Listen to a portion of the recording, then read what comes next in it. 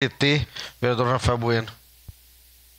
Obrigado, presidente. Quero saudar a Jussara, a todos que falaram aqui, as crianças, os adolescentes que se apresentaram. Mas, Jussara, eu quero te fazer uns questionamentos, tá? Como que está a questão da educação, principalmente nas escolas públicas do nosso município, a questão dos cuidadores, tá, o quadro completo, como é que está esse vínculo com a Secretaria Municipal de Educação e também o fluxo de atendimento na Secretaria Municipal de Saúde. Hoje nós tivemos a presença do secretário de Saúde. Como está esse fluxo? Não é furar-fila, mas tem uma prioridade, tem essa continuidade no atendimento. Mas uma outra coisa que eu quero fazer uma reflexão, vocês são jovens, né, a entidade de vocês, mas uma coisa que a gente não pode, Jussara, é exigir inclusão a qualquer custo.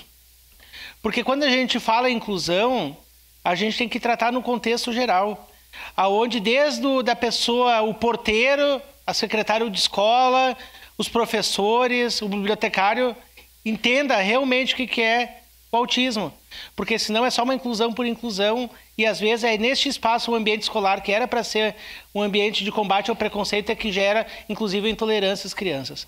Então nós temos que lutar por isso, Sara, que os envolvidos no ambiente escolar, na sociedade, é desde um simples não buzinar, ter um abafador, ter os ambientes acolhedores, os espaços acolhedores, é que nós vamos transformar a nossa sociedade, não somente para a questão dos autistas, mas outras, né, deficiências que a gente tem na sociedade.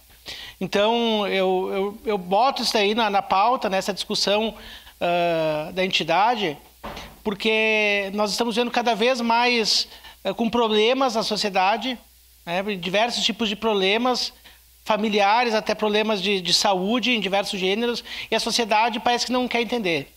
Mas eu quero fazer um agradecimento a vocês, mães, e principalmente as mães solos, que muitas vezes são abandonadas pelo marido, inclusive pela própria família, quando esse problema, né, se bate na porta da casa. E para concluir, presidente, os pais são os primeiros a abandonar e deixar as mães sozinhas. E infelizmente, essas mães não estão com toda a estrutura psicológica para poder trabalhar, né, esse problema que não é porque a criança não é o problema, mas o problema é que tem em volta. É desde trocar uma fralda, fazer alimento, cuidar da criança, levar para a escola. Então as mães precisam de cuidado. Não é somente a criança ou o adolescente, mas as mães precisam de cuidado e o poder público precisa ter um olhar mais ampliado para isso. Obrigado, presidente. Obrigado.